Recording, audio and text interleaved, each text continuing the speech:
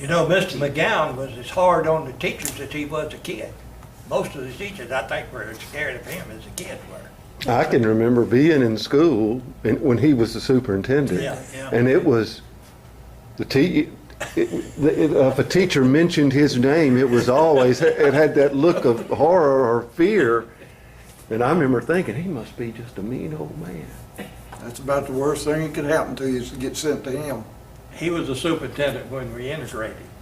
And we went to the meeting at the beginning of the year.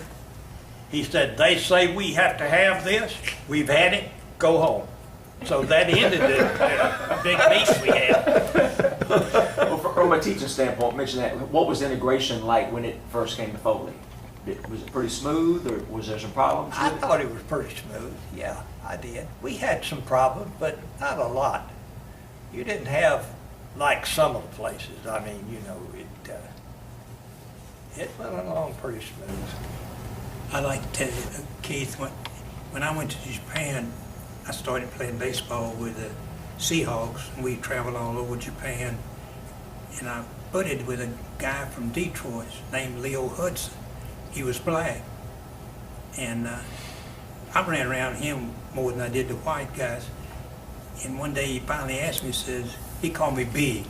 He didn't say Bud, or he just said, B, where are you from? I said, Alabama. You're not from Alabama. I said, Leo, I am from Alabama. You're not from Alabama. He said, I've heard too many tales about people in Alabama. I said, well, Leo, not everybody in Alabama is that way. Well, I just can't believe, I don't believe you're from Alabama. So next week I got a letter from my mother, and on the envelope it had her return address, P.O. Box 522, Foley, Alabama. So I'm going to set Leo at ease today when I went to practice. So I stuck the envelope in my shirt, went to practice, and we dressed out and we were talking and everything before we went out on the field to practice. I said, Leo, I got something to show you. Is it okay? So I pulled the envelope out. I said, now, here's a letter from my mother.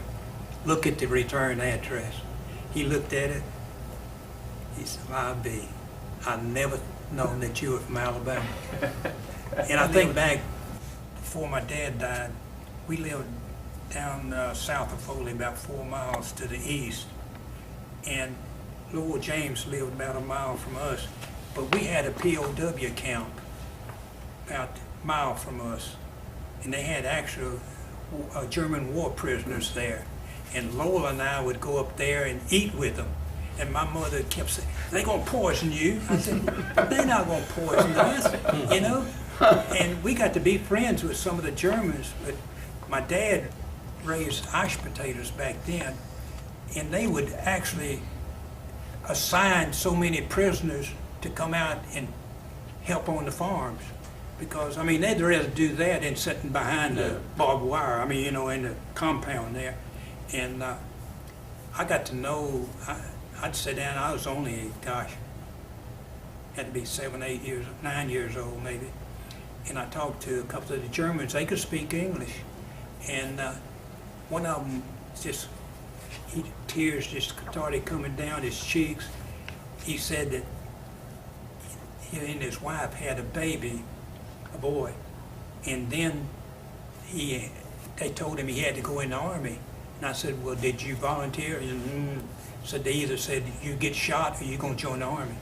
So while he was in training, his wife wrote him a letter and they were expecting their second child. Well, then he went to Normandy and got captured. And he was sitting there telling me, I haven't seen my children. I don't even know if my wife is alive, my children are alive, because later in the war, you know, they just bombed, just flattened Germany, I mean. And he just cried like a baby. He just said, you know, I don't know if my family is alive or not. Where was that camp actually? Where would it be in relation to? Remember where there used to be the old Flowers Road, County 10 or 12? It was 12. 12? 10 in Boxer, right? That's right. Homer's Corner. Homer's Corner. It was to the east about a mile and a half or two. About where the Beach Express or where Kraft Farms' stuff is now.